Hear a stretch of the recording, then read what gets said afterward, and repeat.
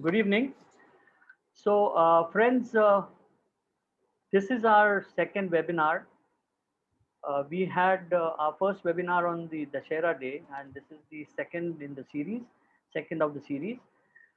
The basic objective of starting these webinars is inviting students and the people who would want to do, those who are students or those who have been in the industry but working in some other areas to know about exhibitions and how they can look at exhibitions as a career. In fact, I have been in this industry for 30 odd years. Uh, those days, nobody had to tell us that, okay, you get into an exhibition industry. In fact, my entry into exhibition was completely an accident. I was doing advertising sales and then got pulled into exhibitions, and it has been an exciting, very challenging, and very satisfying experience.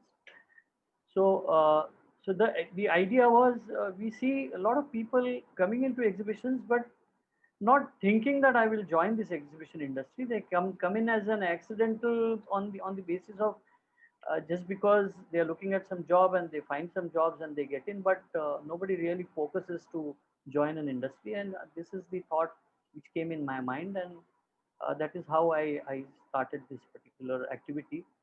So we have invited some of the veterans, people who have been in this industry for 30 plus years and have been doing some extraordinary work. In fact, the previous speaker, who was the person from logistics, Mr. Ravinder Sethi, who has been in this industry for 36 odd years. Today's speaker, I'm going to introduce you. His name is Mr. Binu. Mr. Binu has been in the industry also for 30 plus years. Uh, Initially, when he started, I think he will give us how he started, but he is basically a paper technologist from the Technology Institute, which was in Saharanpur, and which is called the IIT Roorkee now. Currently, it is IIT Roorkee. And he started from a paper industry as a paper technologist, and today he is one of the big names and one of the renowned organizations in exhibitions, particularly providing the infrastructure and the booth construction for the exhibition industry. So I'm going to start from Mr. Binu. I'm not going to uh, take time in introducing. So let us understand from Mr. Binu. Mr. Binu, I'm going to ask the same question which I asked Ravinder also. That was your entry into exhibitions, and which was an accident, or you chose to be there, or how did it happen? So let us understand from you. Good evening, Himanshu. Yeah. Good evening. Thank you for inviting me here. Please don't underrate me in the beginning because I have spent 39 years now in exhibitions. I'm sorry. I'm sorry.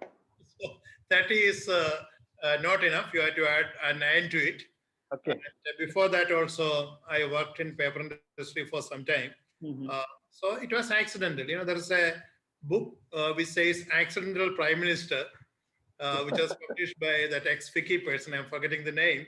Mm-hmm. So where the prime ministers are becoming accidental, Mr. Himanshu Chitnis and Binu and Devinder Sethi can also be accidental. There's no harm about it. Yes. Yeah, it was quite accidental that I entered this business because, a small business, we are all in the started as small. The small business, what happens is that, when you cannot afford staff, especially even now, startups will be like that. You call the next person, the brother-in-law, cousin, and that's how your business is started. So my entry into this field also happened like that when somebody invited me, saying that why don't you come and join exhibition industry? Uh, yeah, I'll stop there because we have a lot of things to discuss. So when you came into exhibition industry, somebody invited you. I mean, the kind of job. I mean, did you know anything about it? You did not know anything about it. So how? What kind of a activity or job you were given that particular moment? Because for a fresher, it becomes very tough and difficult. Where do we start? When I got in, I was told that, okay, now you go do this particular, read this layout or read the brochure. I mean, that is how it started with me. So you are lucky. I started even below that position. Yes, first when I was called, I protested because I was doing well in my profession, and I said I don't know anything about it. So it was my brother-in-law who called me, and he said, at that time there was a change in the ministry. He said, look at that person. He was commerce minister till yesterday. Today he is defense minister. He doesn't know either commerce nor does he know defense. What he Okay. knows is management, and that's what he had learned, and that's what you've been practicing. So what you need here is management. So that's how I came in. It was very small. Exhibitions was not much there. I think there was one exhibition per year at that time, or two exhibitions. IITF was once in 2 years, India International Trade Fair Yeah. organized by Yeah. ITPO. And then IETF was there, Indian Engineering Trade Fair was there.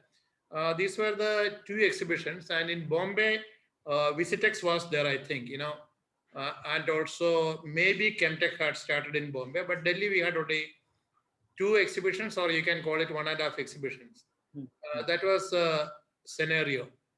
And when the business is so small, there won't be much players there. Then players come up, when they see that there is co-op, it is becoming bigger and bigger. There are more opportunities. That's when people come in.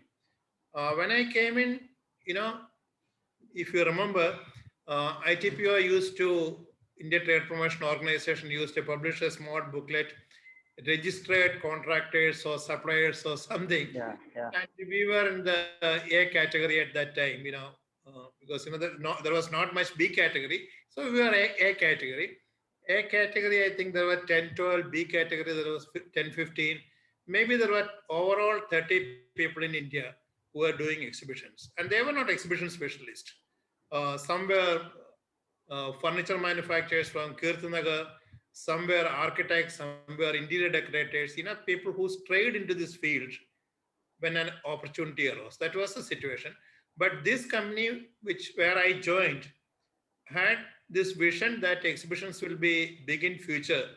So there is an opportunity exists, and we should get into that opportunity. That was the vision at that time.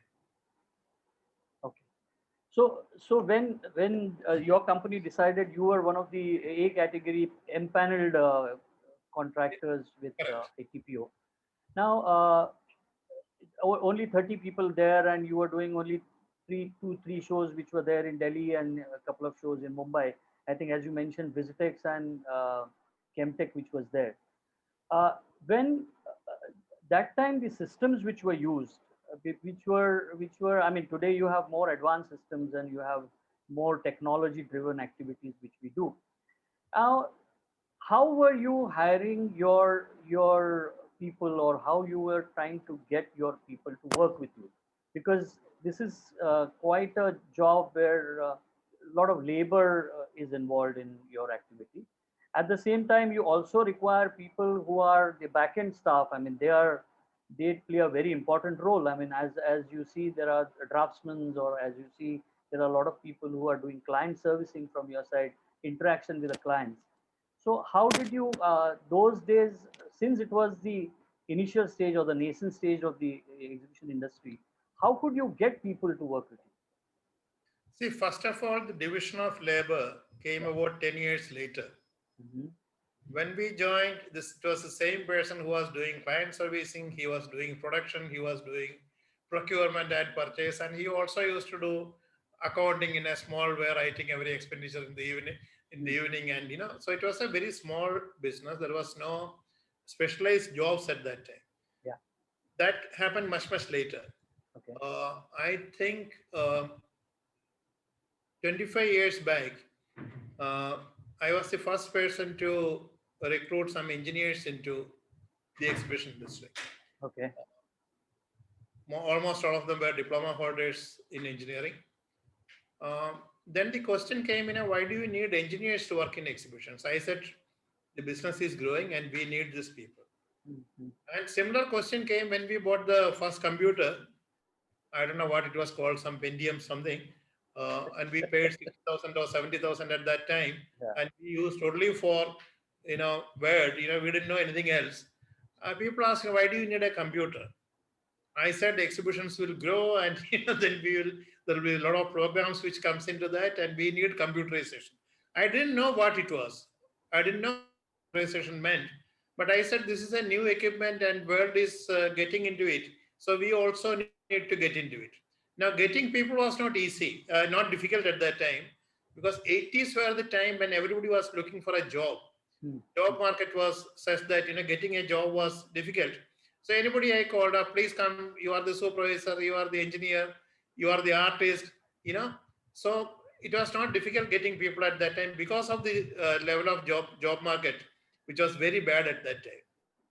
So that's how we started. Then we started growing. Then the specialized people came in.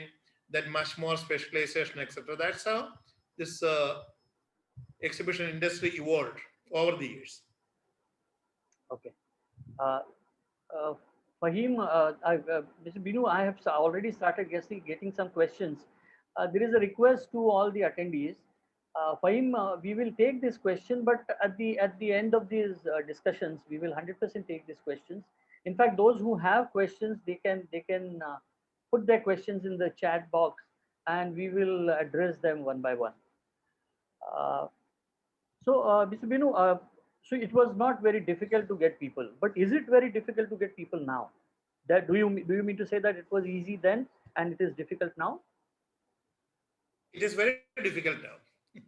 Oh, At that time, it was not a specialized trade. yeah. I could call anybody, and look after this, look after that. Mhm, Now it has become more difficult to get the right people into the job. mhm. Because there is no specialized institution training uh, people for exhibitions. Yeah. There is no. Um, there is a course in NID, and that's only about design. And somehow they are also not current. I don't know why they are not never current, because when I interview children from NID, I find that they don't know about the actual exhibitions. They are somewhere else. They are in the 50s or 60s. The NID curriculum is standing there. So, and the job has become very specialized now, and there is all kinds of professions which is required now because of it has become very complex. There is engineering, there is carpentry, there is a draftsman as required, there's a detailing required, there is a set of people for quantification, uh, various kinds of engineers. Then it is not just fabrication which is in our hands. We also do technology. So we need people with a lot of knowledge, various languages in computer. We need people who can create content for digital, because everything has gone digital. So now it has become more difficult to get the appropriate people at appropriate levels. It is very difficult. So in a way, we need people, we need some institute to train these people in various categories or various professions, engineering to technology to audiovisual, etc., etc. Mr. Binu, as you said it rightly, that there is no institute. In fact, IEIA, the Indian Exhibition Industry Association, they run some programs. Even UFI runs some training programs, but those are meant for the people within the exhibition industry. There is nothing which is there. See, there is something like you need to create people who, it's like a job ready person. The basic training, who understands what is a layout, who understands what is a brochure, who understand how budgeting can be done, or maybe marketing. Though we are in the era where now everything is so compartmentalized that somebody gets into a company, he says that, okay, I will do only this part and I am not supposed to do the other part. I mean, he doesn't say that, but that is what the companies say, that this is what your job is, so you do this and you don't do the other one. But then what happens is, first of all, his growth gets restricted. At the same time, you don't get experienced people. When he leaves, he will join and do only that kind of work. So in fact, there is a thought while starting this particular webinar activity. There is a thought that we will train people who are wanting to get in, but not in the exhibition industry. That we will try to. In fact, I'm that is going to be the next step. That we will train people, and with the basic training they will join in. Another thought is, Here, whenever people want to join, people say, I want to join Messe Hanover, I want to join Messe Frankfurt, I want to join Messe Düsseldorf. Nobody says that I want to go and join Meraform. Nobody wants to go and join ITPO or Nesco. I mean, they just want to join a company who organizes exhibitions. But exhibitions are never complete without the other peripheral activity. This particular service what you provide. Without that, if there are no stalls, if there is no infrastructure, the exhibition is not complete. Similarly, when there are no logistic company, there are no exhibits. So that is where I think as an industry we need to look at, and that therefore I thought that we will bring in students and explain to them that this is where your area of work is. As you said that you have got so much of activity and you are finding it difficult to find the right people. So I think it will be a good message to the students who have joined in, that there is so much of work and they can really look at this as an industry and they can come and join us. To continue with where we started, so you said that you had this computer and then you paid some 70, 80,000 rupees to procure that, and because industry was growing.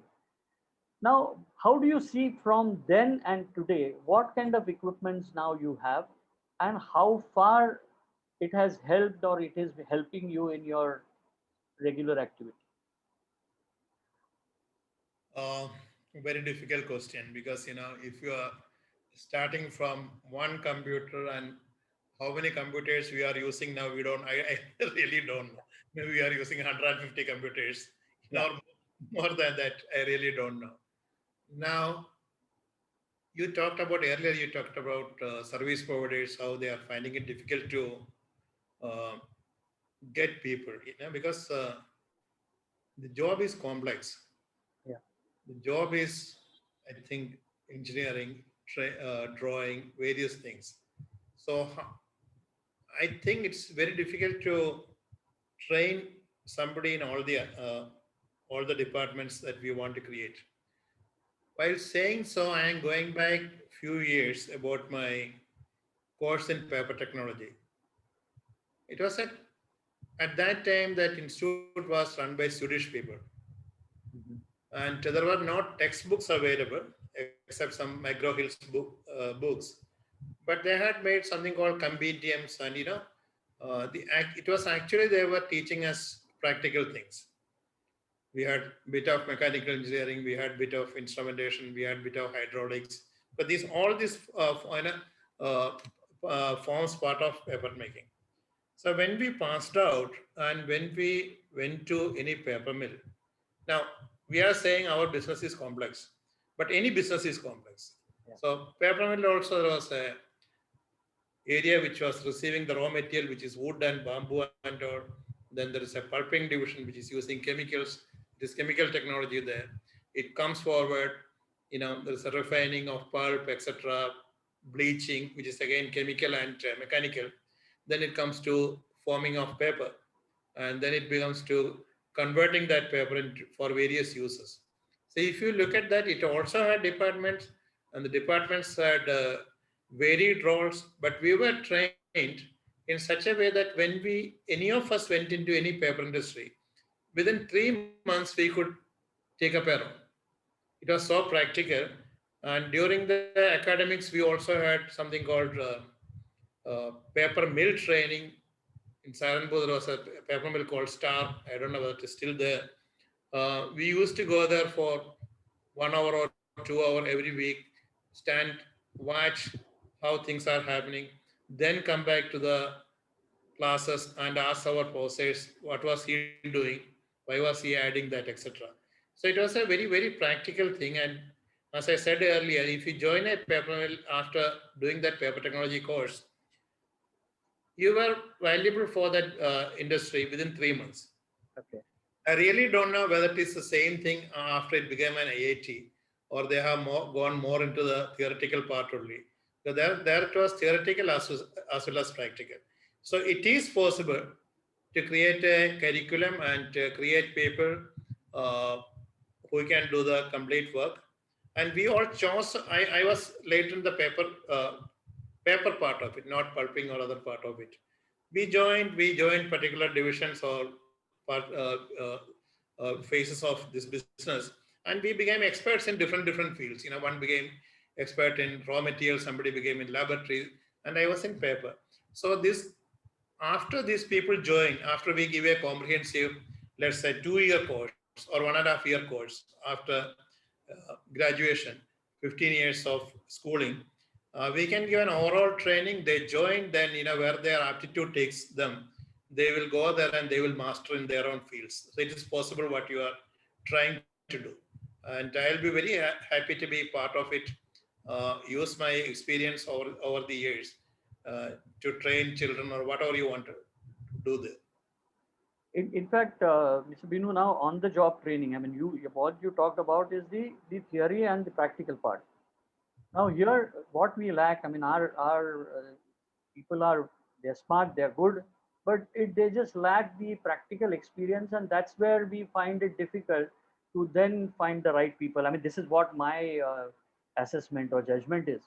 So if we have a activity where you have the basic trained person coming to Meroform or a company like Meroform, would they give them a kind of internship or some kind of a training, and then they can be either absorbed, or then they look for somewhere they fit in any of the areas of exhibition, either as an organizer side or wherever they want to. So what do you think? I mean, is it possible? Can that be done? It can be done. People do come for training. People come from engineering colleges. Sometimes people have come from NID. But we had to create some sort of a course for them. We had to create a curriculum for them. How to guide them in various aspects of the business. Yeah.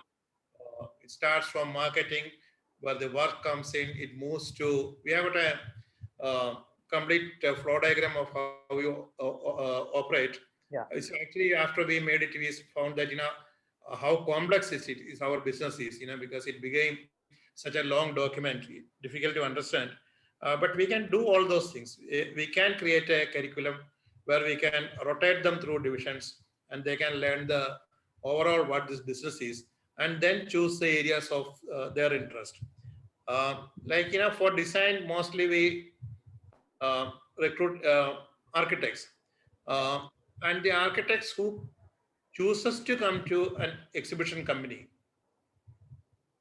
although they have learned making of a house or a making of a building or making of an industrial shed, some people with a artistic bent, creative bent, likes to work in this field.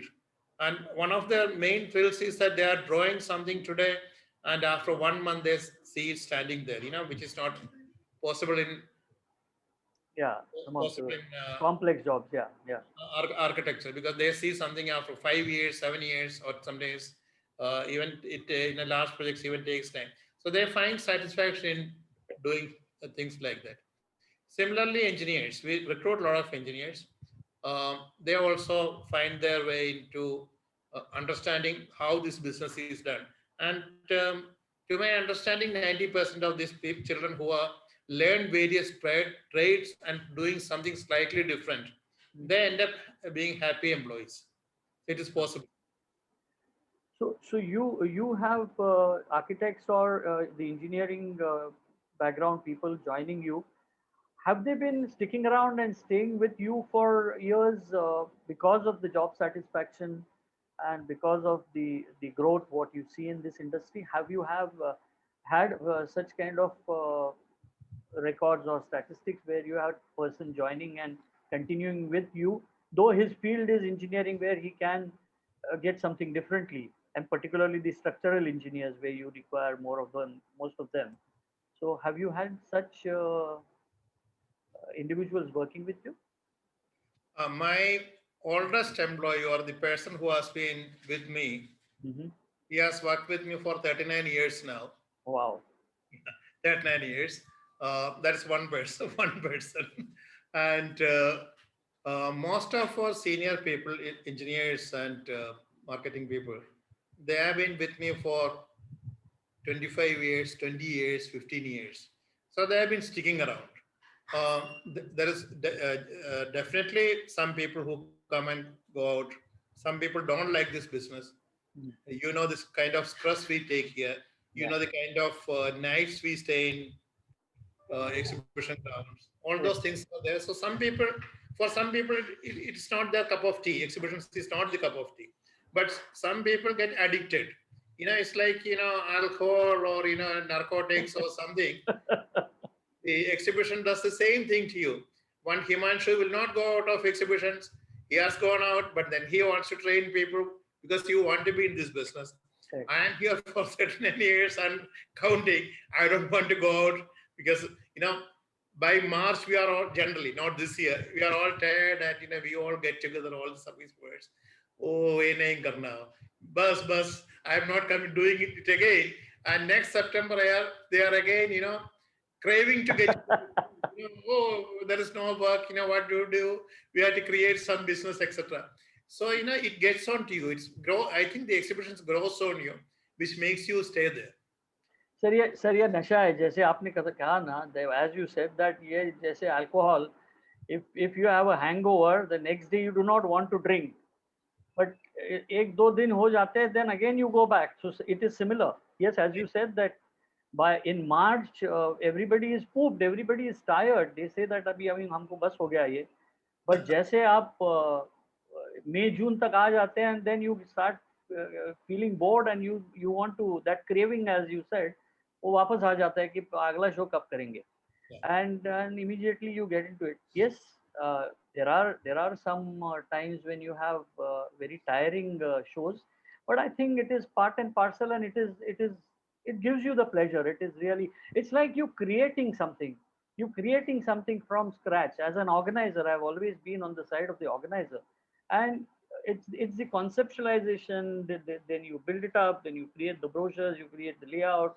and you build it up and end of the day when you see that that grand show opening and the crowds coming in and the exhibitors go back happily I think that's when you say that okay I mean this is what I have created end of the day you feel sad when things are getting the stalls are getting dismantled but I think that is how that is the part and parcel of this particular industry so sir abhi now when you started and you have done this journey for 39 years what was the staff strength then and how you have I mean how you see this as a growth and how how much is a growth I mean see you are one of the big companies in infrastructure exhibition infrastructure so आपका आज का strength and how you have grown gradually and which are the big jobs also which you do and which you are really proud of. The big is a very relative word, you know, because in 39 years, we are not Reliance Industries, we are not Google, we are not Facebook. Correct. We are a medium level company. Um, Initially, you know, there were just two, three people, and I used to do everything. You know, I used to uh, type my letters, post it, go and meet people, you know, then do the go and buy things for the fabrication, stand there, this thing, etc., etc. Um, Now again, as I said earlier, it's a diversified thing. Uh, Various people are, you know, it's a structured into marketing, design, detailing. Now we have got a technical division who does only technical. There's a procurement division, etc., etc. It has become very, very structured. We have got 7 branches now. We directly employ 150 people, and the number of people employed, you know, the casual labor, the carpenters, painters, or even the sometimes we have to get some designers or graphic people into the team, designers, etc. It goes to something like 1,000 uh, when we are doing some major exhibition. Probably, you know, from September to March, we are probably employing 1,000 people or more. Wow. But our regular staff is about 150. Most satisfying job, again, difficult. If you ask Lata Mangeshkar what is her most favorite song, she always says there are 10 songs which I like. Yeah. You know, it's something like that. You know, I had not never kept a record of things. Whenever you create something, you know, which you are proud of, and when you, as you earlier said, keep it coming up and people appreciating it. That's sort of the Eureka moment. We have done many large exhibitions like, Make in India was a large one. It was for DIPP, it was for Amitabh Kant, and the it was from the PM. So as soon as they told me, this is what PM wants, I could understand what is in his mind. So I could design it like that, the basic design like that. And people appreciated that. There was a photograph of Mr. Sajan General or Naveen General checking how it is made, So these are the moments when we are very happy. We do Vibrant Gujarat, again for PM's program. Uh, the 10,000 delegates, registered delegates there, it's a difficult one. And when we do something like that, we create all the backdrops, technology, blah, blah. Yeah, and when it happens, we feel extremely happy. And that's a good thing about this business. What you are doing today is not what you did yesterday. And what you will be doing tomorrow will be different from what you are doing today. Very So true. it's a complete learning process. Every day you are learning. And in Maraform, I believe that when we are what we are doing in exhibitions can be translated into a retail area also. So we do some retail also because the skill sets are same. Skill sets are same because you are displaying something. So we do that. Although I admit something, we also do museums because also it's a similar subject, similar thing. But when you are designing or creating these things, what you have to keep it in mind is mindset of people who are coming there. I'm deviating a bit probably from the question. When you say a museum, and when you are going to see a museum, your mind is ready to see something from the past. Yeah. When you are doing a retail store where Apple has bought his phone or Tata Motors is displaying their new car, the expectation is about the present. You are going to see the present, what is new in the present. So, When you are doing an exhibition, it is different. You are going to see future. When you go to a Tata Motors store, what you are expecting is what will be in the showroom tomorrow or next year. So the mindset is different, and the way we display it, the kind of props we use, all will be according to the mindset. We have to understand mindset. So it's all, in a way, it is all same, but in a way, it's all different. So that's the challenge of the job, to get into the mindset of the people and design. Last year, we were asked to do a children's nutrition park, again, a PM project. You may wonder how I am doing all PM projects, but somehow it happens.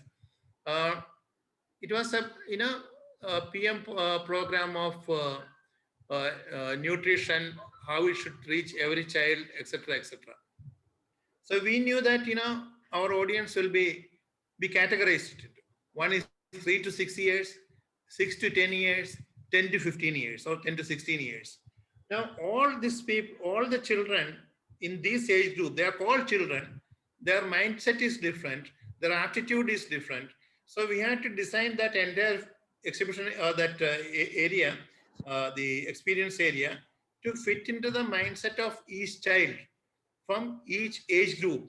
And that is challenging. And when it happens and children come and enjoy it, where they jump around, they do the, dancing on the dance, forgetting the name of that equipment, etc., we really feel happy.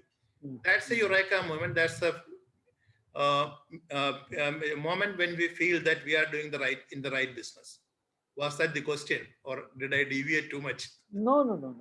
See, I mean, in the end of the day, we had to understand how things work in this industry.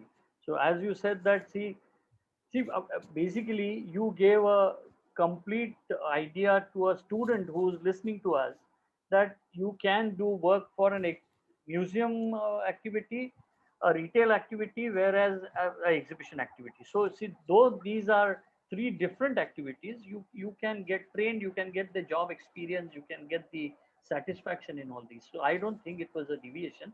basically explaining the kind of work you're engaging yourself in, or your company is engaged in. Now, as we see that in 39 years ago and today, when you see what are the positive changes you have seen in this exhibition industry? See, exhibition, when you started much before me, and we were we I used to call it a sunrise industry, or the first generation industry, because nobody knew anything. We were just doing it the way it was coming, and it just kept on happening. But how do you see? I mean, what is the positive change you see? And who will you give the credit to, or what do you think the youngsters should look at this, and where they should take it to a different level now? See, exhibitions, in my view, is not a standalone business. Yeah, The exhibitions budgets come from marketing budget. yeah, It's a part of marketing. yeah. So what are we trying to do there? Why did I call my company Litmus? We never discussed that Litmus. Yeah, we were about to come to that as well. Yeah. Litmus is that, we, in my mind, we help uh, companies or people or products pass the litmus test in the market. Oh, Okay, that's a thought behind that. If you remember your chemistry in class yes, 9 or 10, if you still remember, yes. litmus is a small strip of paper. You put it in and see, it's acidic or this thing. Still And it's litmus called test. Yeah. litmus test. So that's what we are doing. We are helping companies sell things, Hmm, hmm. helping companies display something and experience something. Now, it doesn't matter we are doing it with a wooden wall, an aluminum wall, a steel wall, a wall with painting, etc., etc. So long as you can make them feel, and the positive things about the product that you are displaying, you are a success. Now, how did it change? There are a lot of changes. As I said, it's a complex business.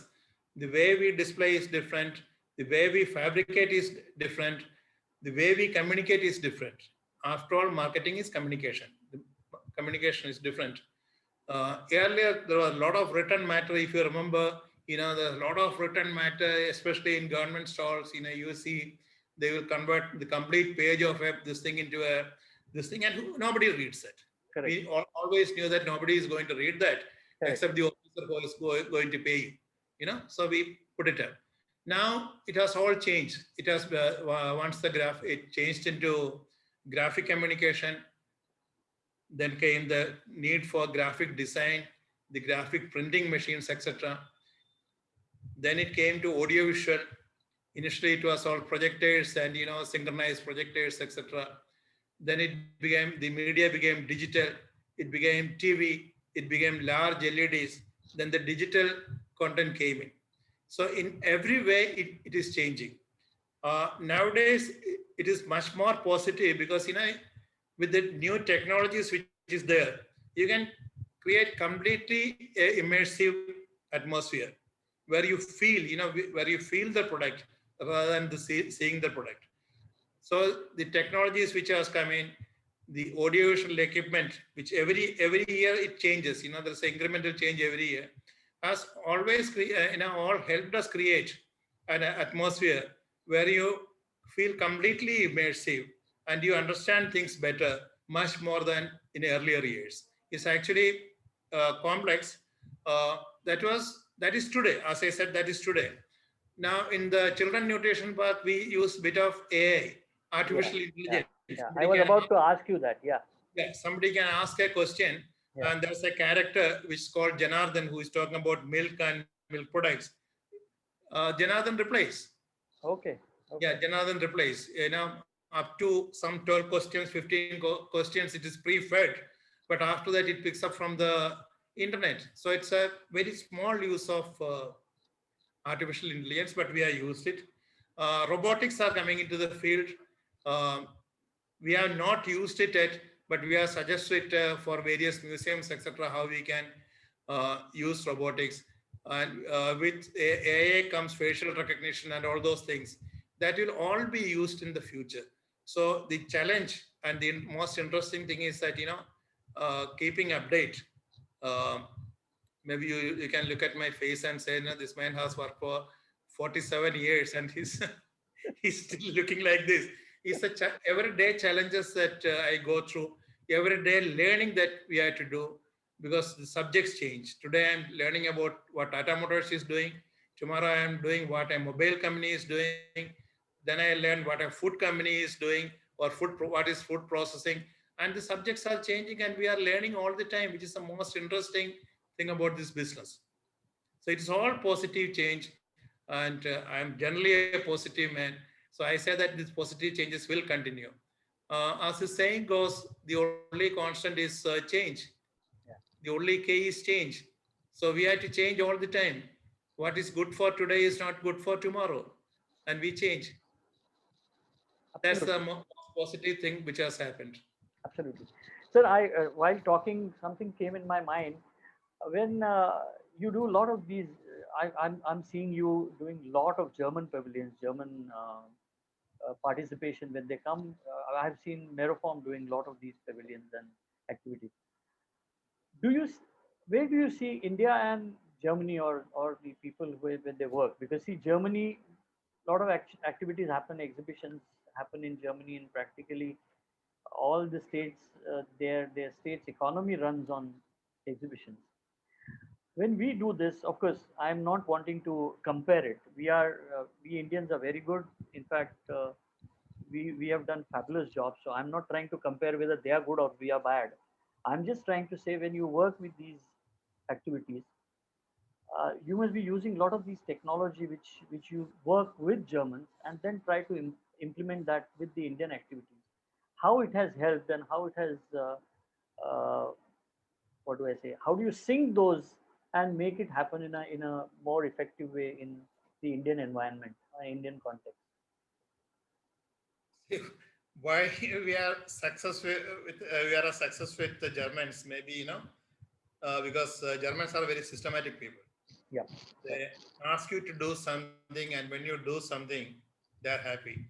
Hmm. There is no improvisations on the field. Which is our habit. They improvise everything. So they don't do it. They stick to a plan. They create a plan, and once it is done, they are happy. And Hmm. probably we are good at doing this thing. The exhibitions originated from Germany. Yeah. We can say that we had the Pushkar Melas and all those things. Yes. Britain had its own exhibitions, which was organized by church. If I go back in times, but the Hmm. modern exhibitions mostly developed in Germany. Hmm. Hmm. Not forgetting the Eiffel Tower and the what's that Crystal Palace of London, where exhibitions were held, Expos were held. So they developed a lot of systems for that, Octonom system, SIMA system. SIMA is actually Swiss make. So they created a lot of things which can be reused and thereby which brought the cost down and it improved the mechanization. And with mechanization, especially Germany is a high cost economy. You cannot afford too many people working like that. So we copied it here. I'm unashamedly saying that we didn't invent anything here. We didn't do any, and we are still not doing enough R&D. We copied that and we copied it successfully. Then what happened in India was that there was one Pragati Maidan to start with and nothing else. Then 5, 6 exhibition halls came in. Maybe today it is 12 or 15. I don't remember the exact number. But India is growing. It is the exhibitions are moving to smaller towns. Then there was a need for a temporary exhibition. We first developed a steel tent in India. I don't remember the year, maybe late 80s or early 90s.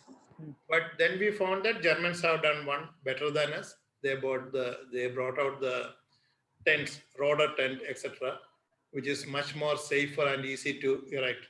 So those German tents came here. So a lot of things came from Germany as far as equipment goes, and it helped mechanization, it helped reduce the labor, and it was safer. And all these aspects we have copied or we have adapted, and we have bought German equipments and we are using it. So that's the influence of Germany in the exhibition field. And as I said, broadly, we have learned to work in their style, the systematic way. That's why we are a success with the German organizers. You talked about the temporary structures. I mean, you said that initially you developed and then finally you also imported the technology from Germany. Now, we have many exhibition venues coming up now. Okay, ITPO is being refurbished, redone up. We have a fantastic venue in Bangalore. We have a very good venue in Hyderabad. And now Dwarka and Reliance also, once they become operational, we will have, in fact, even Nesco. I mean, Nesco is one of the best venues in Mumbai today. Whether that infrastructure out there is completely as per the standards or no, but still, I mean, Nesco is one of the best venues today in Mumbai. So when you look at these temporary structures, now will the temporary structure have any future in India as we go forward?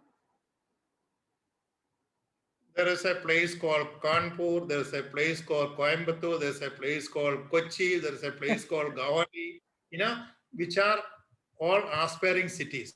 Okay. Okay. They also want to experience this thing. Hmm. Hero Motors will not only want to Delhi, Bombay, and Calcutta. They will also want to sell in this tier 1, tier 2 cities and later on into the villages. So the exhibition footprint will increase. Okay. And our GDP is growing this year. Rural India is almost back to normal. Urban area is still not back to the normal thing. Service industry is still lagging, but rural is doing a good job. The agricultural growth is some 5-6% this year. Actually, that is pushing our economy, and all the things what you are seeing is the agricultural growth. So if you want to tap that market, you have to go there. The people don't come to Delhi to buy the motorcycles. You will have to take the motorcycle to the villages. So it will exist. That's my thinking. So you have been doing jobs besides the major cities or the towns. You have been doing jobs in the smaller towns as well. Not much. Not much as yet. Now, exhibition business is very much geographic bound. There's a competitive market out there.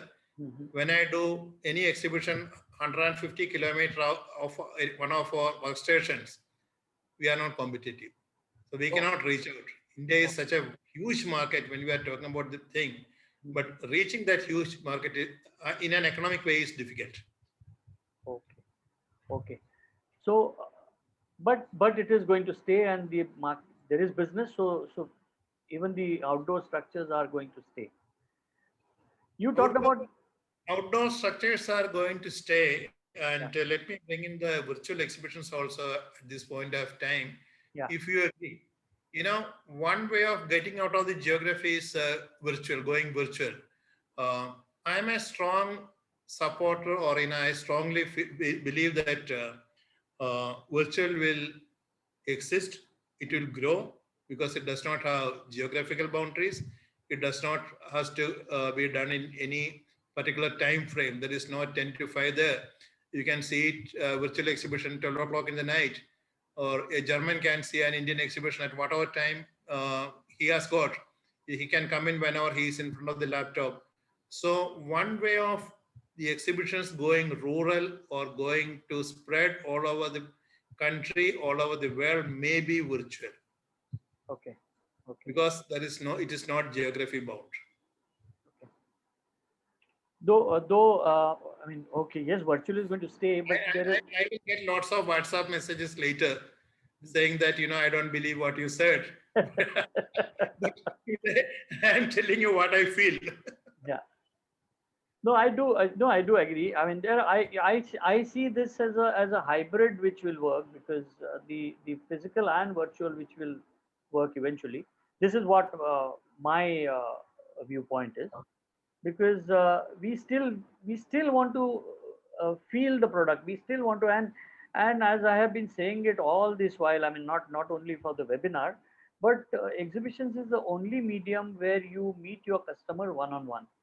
which doesn't allow you any of the marketing activities what you do, whether it is a television advertising, print advertising, anything what you do, it doesn't give you an opportunity for you to talk to your customer one on one, and it happens only in exhibitions. Nevertheless, I mean, these are the points which are debatable. I mean, everybody can have their viewpoints, and we can always discuss about that. But yes, exhibitions are going to stay, and exhibitions are a very very exciting and challenging career. इसमें एक नशा है, और वो एक बार नशा लग गया, और अगर आप उसमें हैं, तो then you don't want to leave. As you said that I don't want to leave this, so I'm going to stay, just continue doing this particular activity. Sir, अभी अगर somebody from who's passing out or who's just clearing his graduation or just getting his degree, what advice or how will you what kind of I would say what he should do to get into exhibitions, or how he should, how will, what will you advise, what should be his first step? See, you should come here only if you have got the aptitude for what I've been saying. You know, it's a constantly changing field. Yeah, Knowledge is a parameter. You have to continuously chase knowledge. You should be able to change every day yeah, as the situation around you changes. Then exhibition is a good field. Also, you and I know that it's also a very hard business. Sometimes we work 24 hours. When the need arises, you should be ready to roll up your sleeves and be in the ground for whatever work is expected of you. Whether you are called chairman, managing director, or general manager, you will have to change and do whatever is required at that point of time. You know, do you smoke, Himanshu? no, I don't smoke anymore. I used to. No. Yeah. So in your times, probably there was an advertisement for Charminar cigarette. Yeah. What was that? Satisfaction for men of action. I think it was Champs or Charminar. So this is a field of for men of action or women of action. If you enjoy the business of rushing through things, the adrenaline pumping, and you are doing something, then this is one of the best businesses for you. If your objective is to make a lot of money, it may not be the field. Probably IT or financial services will be, where you will be paid more. Not this kind of a service industry. While I'm saying that it does not pay too bad, engineers get passed out engineers get 25,000 to 35,000 to start with. Because if there are students they are wanting to know this, when we take an NID graduate, we know that we have to pay something like 50,000, 70,000 for a starter, and in 2 or 3 years they'll be earning 1 lakh or whatever. If you are in this business for 15 years, you will be earning something like 15 lakhs or 18 lakhs or 20 lakhs or 25 lakhs. And if you are ending up as a CEO or managing director, they pay you something like 1.5 to 2 crores rupees nowadays. There's a kind of money you can get. Yeah, package. So Yeah. the package what you get. So if the money is the objective, this may not be this thing. But if you are a creative person, if you want to be active, if you want to travel, if you want to meet people, if you want to shake hands with unknown people, have dinner in Milan or Frankfurt or London, it will take you all through those places. So if your mental makeup is to accept that kind of a challenge and that kind of a lifestyle, it will be a very good business for you. It will be a very good profession for you. In our company, people are complaining that, oh, this year I have traveled 60 times. I have got 50 boarding passes with me, etc., etc. So while they are complaining, I also know that they are happy about it. They went to Bangalore, stayed in a hotel, and after the exhibition, they had a grand party there, etc. Yeah. So there are both sides of this. Yeah. There's one side is a very hard thing, the other side is a very satisfying thing. But if you are a creative person, willing to take challenges, liking social life, like to travel, then this is a very good profession for you. So you would advise them that you should look, if you want to do this, then you must look at this as a career as well. Yes, of course. So that's a very positive note. I mean, see, I have been in this industry. I am very satisfied. It has been challenges. I mean, it has been very challenging. We had some tough times and tough days. Would you like to share, Mr. Binu, anything which you feel that it was you never expected and unexpectedly it happened, and you got some fantastic recognition, or you created something which was appreciated by many, which you were not really expecting? No, I always expect somebody will appreciate it. But let's say, for 5 days back, PM tweeted, Hmm, about the children nutrition park. hmm, Specifically, I could see three images, something which we had created. Graphic, he was participating in a game, and something he was looking into a well, seeing a film, all which came from my head. And then he says something very good about it. You feel good about it. Or doing a Make in India, I'm probably repeating the same thing. And then Shamitabh Khan calling me and saying that, thank you, everything went well. So when you listen to people saying something like that, you feel extremely happy about it. great. So I think we have talked about how this industry has grown, how things have changed, how uh, happy we have been in this particular industry, and how challenging it has been. So I think it's time for us to uh, understand, and from uh, the viewers, some questions which are there. So shall we take some questions, Mr. Bino, now? Sure. Uh, the first question which had come from Fahim, as I said right in the beginning, and he said, "Sir, what career is the best after BCom?" What he meant is, after he completes BCom, where should he go? He's saying that, shall I do a MBA, or what do I do? So what is your take, and what is your advice? See, BCom is accounting. If Yeah. your interest is accounting, you should try and become a CA, which is a very rewarding profession. But if your aptitude is in management, it's different. Hmm. An accountant's profession and management's profession is different. So if your aptitude is in management, you should definitely go and do an MBA. Okay. Okay.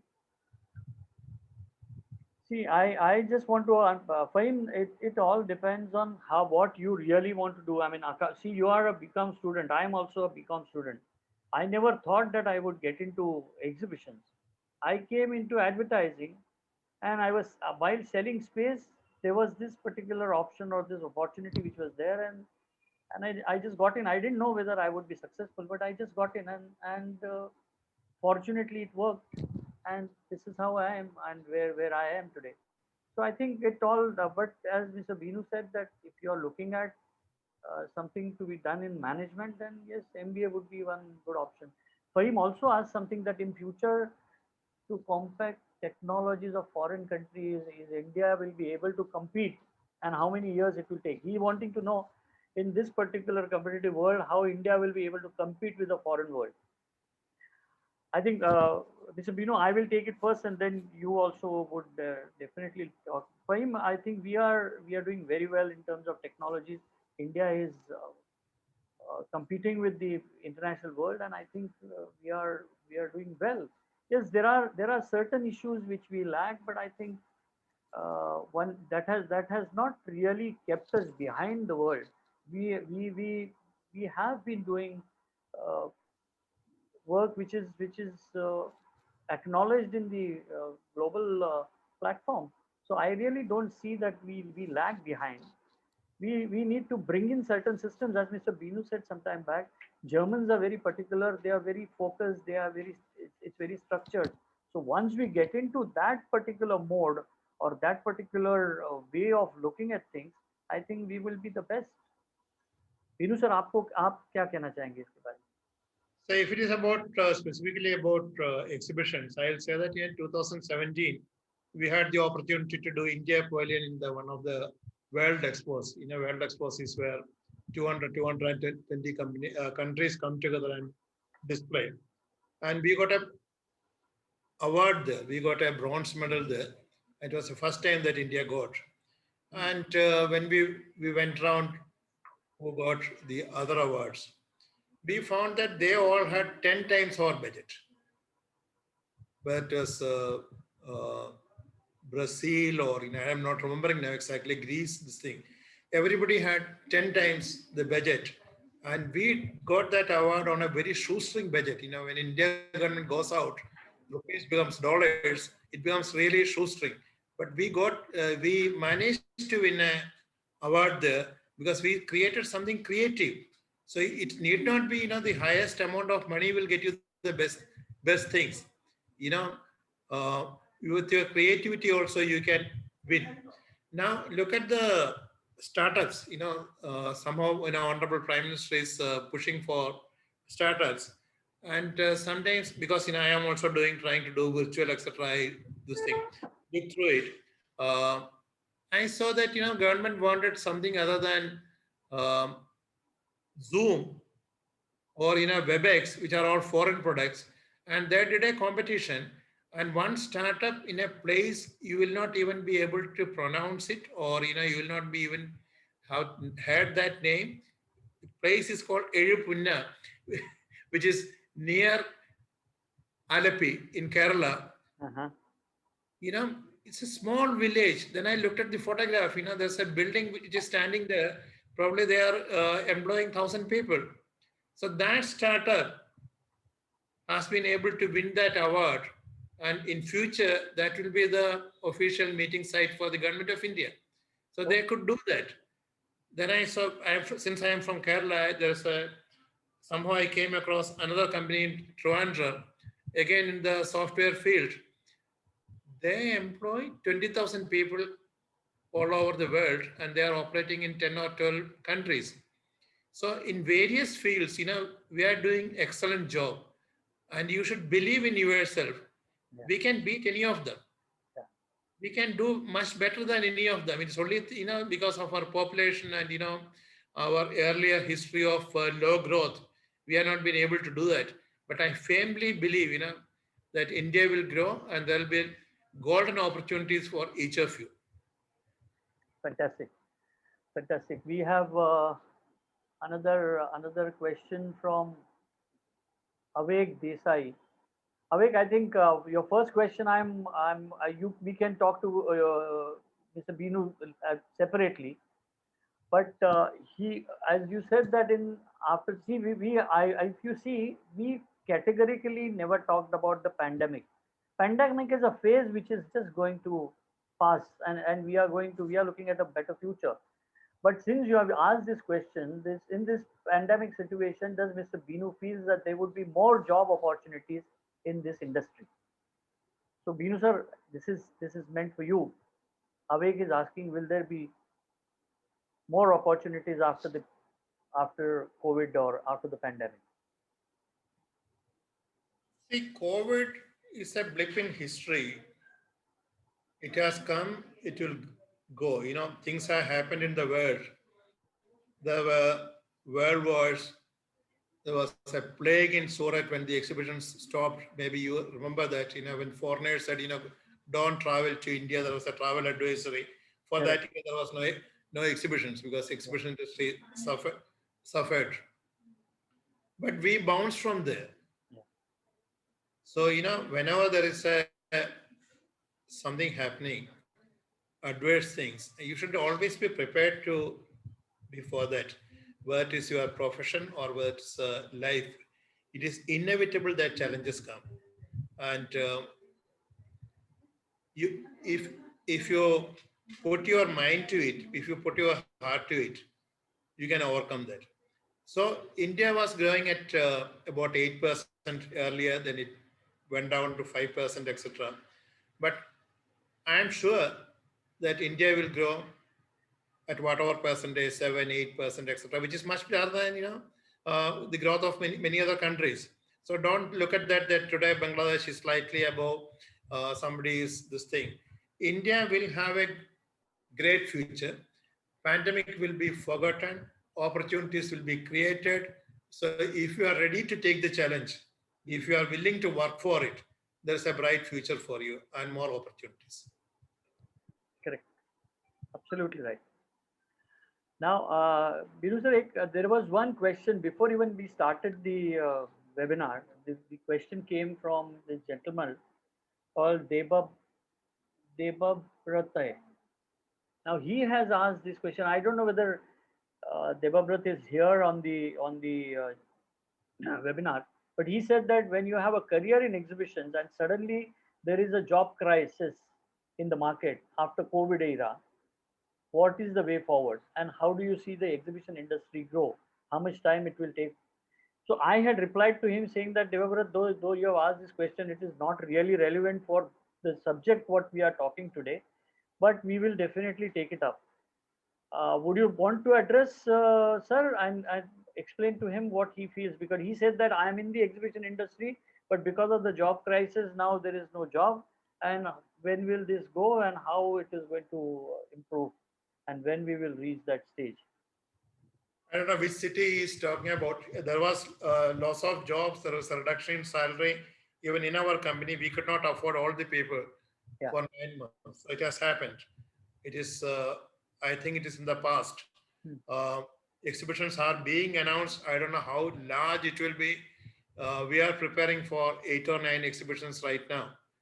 I'm creating SOPs and safe practices, etc., etc. So it is bouncing back, and in 3 months, 4 months, it will become as good as it was before. Very large exhibition like Aero India is announced. I looked at the internet. It's saying that more participants are coming to Aero India compared to last year. Whatever reasons, I don't know. So it is all coming back. Don't lose heart. As I said, things happen. Things has happened to me. When you do business, sometimes you do extremely well. Sometimes you lose all those things. The challenge is not to lose your heart, not to get let down by that, but fight it out and come forward. You can do that. Exhibition industry will bounce back. Fantastic. There is something for Binu sir. आपके company के बारे में इन्होंने लिखा है. Fazal Farooqi is saying that he prefers Meroform because of the material, the furniture of Meroform. Because I personally love the way Meroform stores the material they have, the way they maintain. I mean, that is what it's a appreciation for your material. That is what Fazal has talked about. Okay, we will take another question. Sahil Nagpal, good evening, sir. How do you foresee the future of exhibition industry? Sahil, we talked about it. Venu sir ne to abhi bataya. We are definitely going to bounce back, especially for the shell scheme industry in short term till COVID is going on, and in longer term, for 5 to 10 years. Now, I didn't understand shell scheme industry, but I think what he meant is he must be into fabrication. This is what my understanding is. So, would you like to take that, Binu sir? It's a folly to say that you are in shell scheme industry. Shell scheme is just an equipment, one of the equipments which is being used. Uh, whichever company you are working in, they should be more imaginative, and they should have a wider footprint, because it's always dangerous to have a very small footprint and saying that I will do only this much. Don't put cast iron shields around you saying that I will not do anything. He got back, sir. Sahil replied, what he meant is stall fabrication. He's into stall fabrication activity. Stall fabrication, there is no problem. It will all come back. You will have to persist. The world which will evolve after the pandemic will be much different from the world which is existing or which has existed. I think it will be a much more efficient world. Proof is that I am talking to Himanshu Chitnis, who is sitting somewhere in Bombay. I am sitting in Noida. The people 60, 70 or whatever number are watching are sitting somewhere else, and we are all sharing one knowledge platform. this is a very, very efficient way of doing things compared to what we have been doing in the past. In the past, I would have gone to Bombay. Himanshu would have booked a room for me. After this, we'll be going for dinner, which I regret that we are not going for a dinner. So the world which will evolve will be much more efficient. So you have to see, I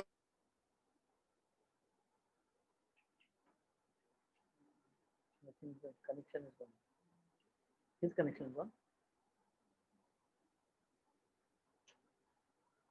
I think there is a